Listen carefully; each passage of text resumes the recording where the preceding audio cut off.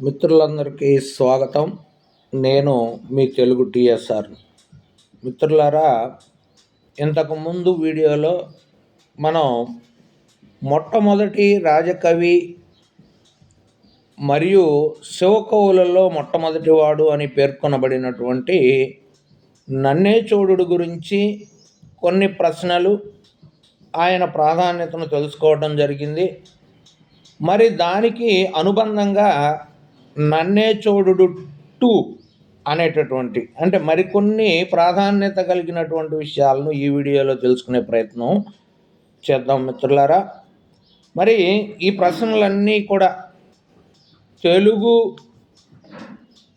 సంబంధించినటువంటి current exams అంటే ప్రస్తుతం రాబోయేటటువంటి పరీక్షలు ఏవైతే ఉన్నావో వాటన్నిటిల్లో కూడా మరి చాలా ప్రాధాన్యతమైనటువంటి ప్రశ్నలుగా మనం వీటిని గుర్తించి వాటిని మరలా మననం చేసుకోవటం వల్ల రాబోయేటటువంటి పరీక్షల్లో విజయం సాధించడానికి ఒక మెట్టుగా ఇటువంటి వీడియోలు ఉపయోగపడతాయని ఆశించి చేయడం జరుగుతుంది. కాబట్టి మిత్రులందరూ కూడా ఈ విషయాన్ని గుర్తించి టిఎస్ఆర్ కరెంట్ అఫైర్స్ను సబ్స్క్రైబ్ చేసుకొని లైక్లు ఇవ్వాల్సిందిగా కోరడమైంది. మరి మనం విషయంలోకి వెళ్ళినట్లయితే తెలుగులో వస్తు కవిత అనే పదాన్ని తొలిసారిగా పేర్కొన్నటువంటి కవి నన్నేచోడుడు. మొదటిసారి మార్గదేశీ కవితల ప్రస్తావన చేసినది ఎవరు అన్న నన్నేచోడుడే. దేశీ మార్గములను దేశీయములుగా చేయవలెనన్నవారు ఎవరు అన్న నన్నేచోడుడే. అలానే తెలుగు సాహిత్యంలో చిత్ర కవిత్వాన్ని రచించినటువంటి మొట్టమొదటి వారు లేదా తెలుగు సాహిత్యంలో చిత్రకవిత్వాన్ని రచించిన వారు అని అడిగిన మనం చెప్పవలసినటువంటి పేరు నన్నేచోడుడే. అష్టాదశ వర్ణములను పేర్కొన్నటువంటి మొట్టమొదటి తెలుగు కవి అన్నా కానీ లేదా మరి ప్రబంధం అనే శబ్దాన్ని పేర్కొన్నటువంటి తొలి కవి అన్నా కానీ నన్నేచోడుడే.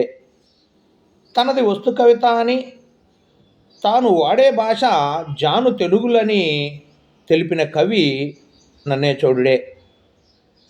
ప్రతి పద్యం చోద్యంగాను హృదయంగాను ఉండేటట్లు చక్కగా రచించాలని చెప్పినటువంటి శివకవి లేదా రాజకవి అని అడిగినప్పటికీ మనం నన్నేచోడుడు పేరే పేర్కొనాలి.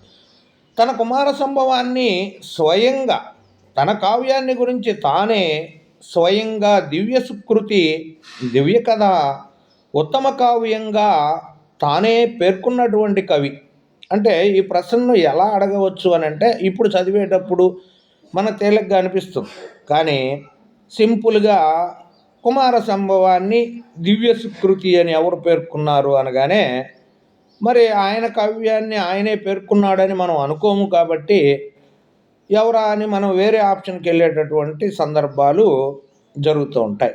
కాబట్టి తన కావ్యాన్ని కుమార సంభవాన్ని, ఈ కుమార సంభవం 12 ఆశ్వాసాల కావ్యంగా గుర్తించాలి.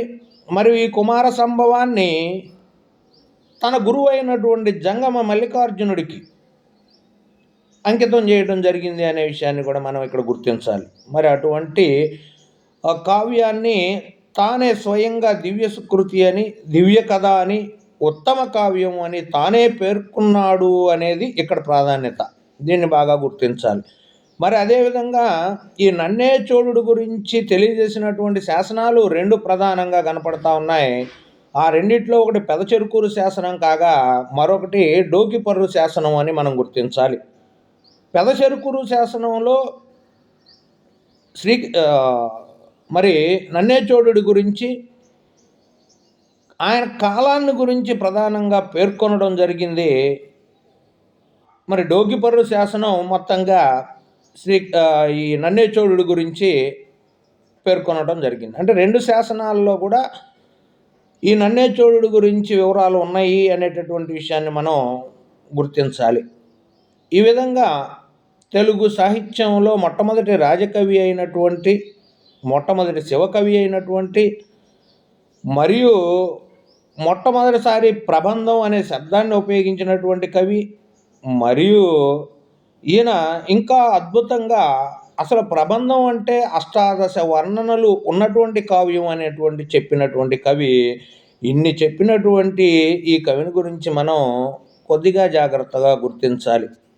కాబట్టి అప్పుడు మనం రాయబోయే పరీక్షల్లో విజయవంతంగా మరి ముందడుగు వేయవచ్చని తెలియజేస్తూ, ఇప్పటి వరకు ఈ వీడియోని చూసినటువంటి మిత్రులకు ధన్యవాదాలు తెలియజేసుకుంటూ, please subscribe and share TSR current affairs.